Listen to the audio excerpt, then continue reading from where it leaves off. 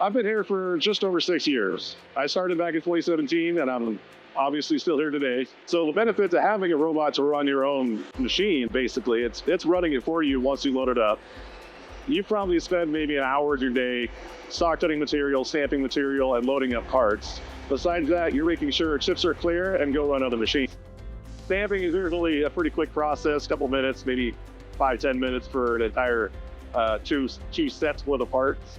Stock cutting, maybe half an hour for the same total. So while this is running, I can still run 3 other machines and stock cut the material in my spare time just to stay busy. Second operation is about 5 minutes a piece, but when you're running 36 parts, having the robot to change up part every single time is much more easy instead of having to run over here every 5 minutes to keep her going. But soon enough, we'll be starting our first operation. First operation is about 35 to 40 minutes per part. When you get the opportunity to load up 36 parts between 2 parts, that's a total runtime of around 21 hours, unattended.